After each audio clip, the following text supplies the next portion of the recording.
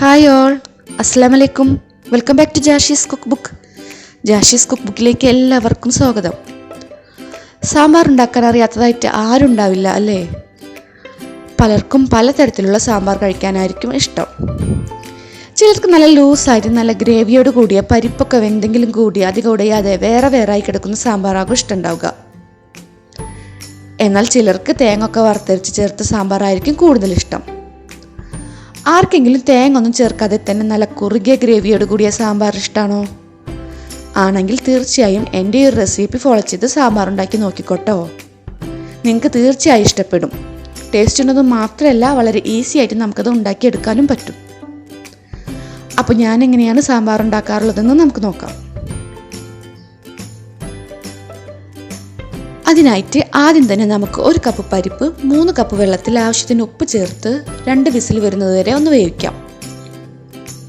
അത് വേവുന്ന സമയം കൊണ്ട് ഞാൻ വെജിറ്റബിൾസ് എല്ലാം കട്ട് ചെയ്തെടുത്തിട്ടുണ്ട്. ഇതിൽ 10 തരം വെജിറ്റബിൾസ് ഉണ്ട്. എല്ലാം കൂടെ ഏകദേശം 1 കിലോൻ്റെ അടുത്ത് വരും. അതിലേക്ക് 2 തക്കാളി, 2 സബോള ഇവ അരിഞ്ഞതും എരിവിനനുസരിച്ച് പച്ചമുളക് നടുകീറിയതും ചേർത്ത് കൊടുക്കണം. 3 കപ്പ് വെള്ളവും ആവശ്യത്തിന് ഉപ്പും കുറച്ച് കറിവേപ്പിലയും ചേർത്ത് മൂടി വെച്ച് വേവിക്കാം.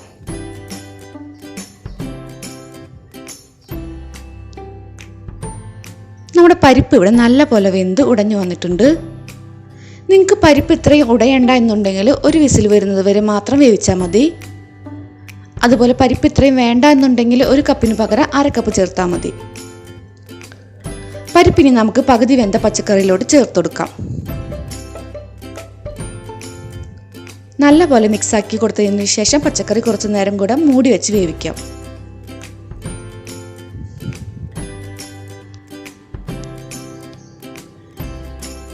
ഇപ്പോൾ വെജിറ്റബിൾസ് എല്ലാം മുഴുവനായിട്ട് വെന്ത് വന്നിട്ടുണ്ട്. ഇനി നമുക്കതിലേക്ക് 1.5 കപ്പ് പുളി പിഴിഞ്ഞത് ചേർത്ത് കൊടുക്കണം. ഒരു ചെറിയ നാരങ്ങ വലുപ്പത്തിലുള്ള പുളിയിൽ 1.5 കപ്പ് വെള്ളം ഒഴിച്ച് പിഴിഞ്ഞതാണിത്. നന്നായി ഇളക്കി കൊടുക്കണം. ഇനി തിളച്ച് വരുമ്പോൾ അതിലേക്ക് 6 ടേബിൾ സ്പൂൺ സാമ്പാർ പൗഡർ ചേർത്ത് കൊടുക്കാം.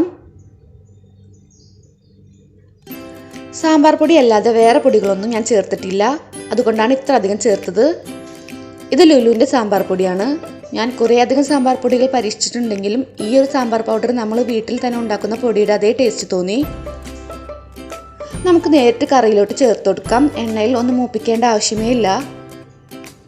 അപ്പോൾ ഇനി ലുലുവിൽ പോകുമ്പോൾ ഈ സാമ്പാർ പൗഡർ ഒന്ന് മേടിച്ച് ഉപയോഗിച്ച് നോക്കിക്കോട്ടോ. അവിടെ ലൂസായിട്ടും പാക്കിങ്ങോട് കൂടിയതും അവൈലബിൾ ആണ്. പൊടി അവിടെ കട്ടായിട്ട് കിടക്കുന്നുണ്ടാകും. കറി തിളച്ച് വരുമ്പോൾ അത് കറിയിൽ അലിഞ്ഞു ചേർന്നോളും. ഇനി നല്ല പോലെ മിക്സ് ആക്കിയതിന് ശേഷം ഗ്രേവി നന്നായി തിളച്ച് വന്നാൽ നമുക്ക് ഫ്ലെയിം ഓഫ് ചെയ്യാം.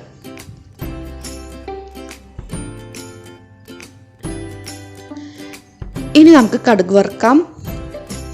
അപ്പുറത്ത് മത്തി മുളകിട്ടത് റെഡി ആയിക്കൊണ്ടിരിക്കുകയാണ്. ഇന്ന് ഞാൻ സാമ്പാറും മത്തിക്കറിയുമാണ് കോമ്പിനേഷനായി ഉണ്ടാക്കിയത്. ചട്ടി ചൂടായാൽ അതിലേക്ക് വെളിച്ചെണ്ണ ഒഴിച്ച് ചൂടായി വന്നാൽ കടുക് ചേർത്ത് കൊടുക്കാം. കടുക് മുഴുവനായും പൊട്ടി വന്നാൽ അതിലേക്ക് ചുവന്നമുളക് നടുമുറിച്ചതും വേപ്പിലയും ചേർത്ത് കൊടുക്കാം. ചുവന്നമുളക് ഞാൻ എപ്പോഴും കുറച്ച് അധികം ചേർക്കാറുണ്ട്. അത് നല്ലൊരു ഫ്ലേവർ നമ്മുടെ കറിക്ക് തരും. ഇനി അത് നമുക്ക് കറിയിലോട്ട് ചേർത്ത് കൊടുക്കാം. നല്ലപോലെ മിക്സാക്കി കൊടുക്കാം. അപ്പോൾ നമ്മുടെ സാമ്പാർ ഇവിടെ റെഡിയായി. നല്ല ചൂട് ചോറും സാമ്പാറും മത്തി മുളകിട്ടതും കൂടിയിട്ട് നമുക്കിനി സെർവ് ചെയ്യാം.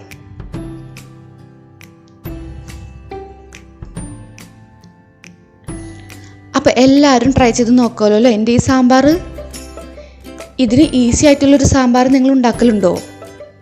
ഇല്ല എന്നാണോ മറുപടി?